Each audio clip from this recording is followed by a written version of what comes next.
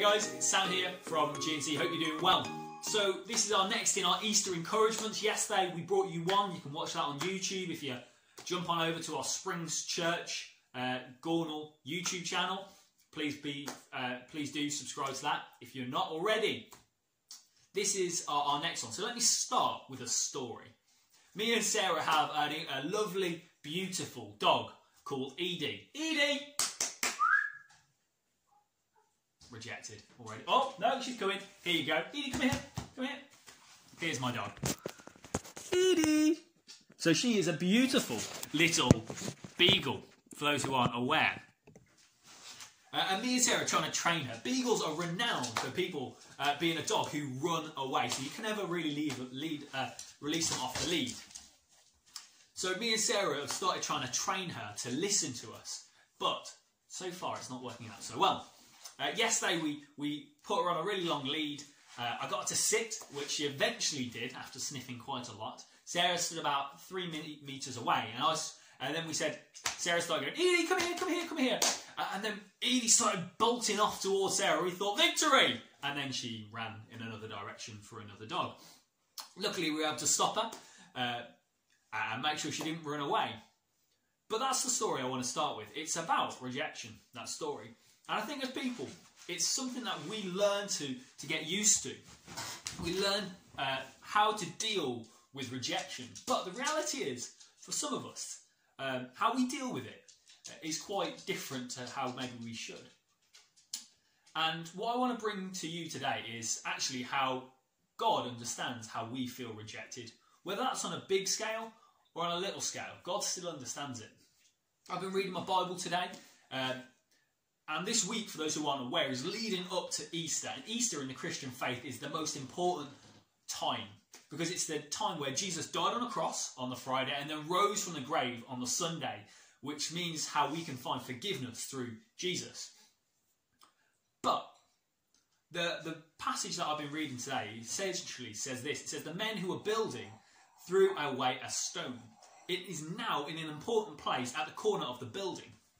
So what that means for a lot of us who don't have a Scooby-Doo, what that means is it's talking about Jesus. It's talking about how the religious leaders at the time completely rejected and cast away Jesus. They didn't like his teaching. They didn't like that he accepted everyone and anyone.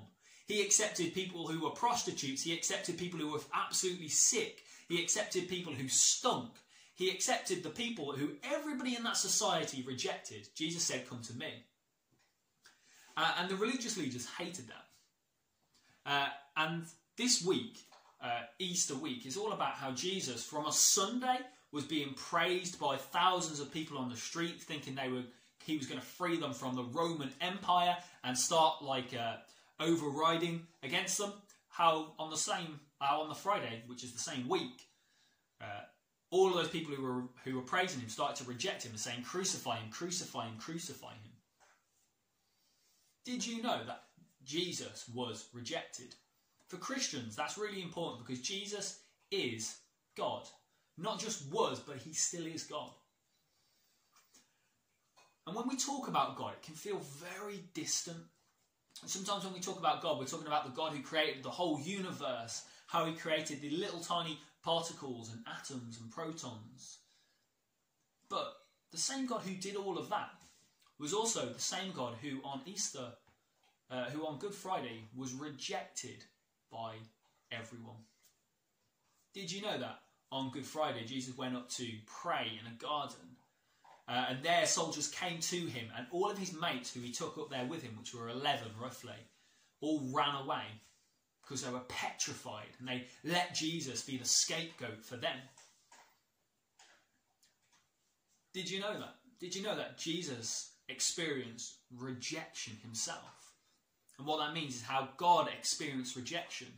So for me and for you, when we feel rejected, whether that seems big to other people or little to other people, it doesn't really matter because it matters how you feel in this respect. So if you ever experience rejection, if you feel rejected at the moment, let me tell you right now that you can go to God who understands and has experienced what it feels like to be rejected.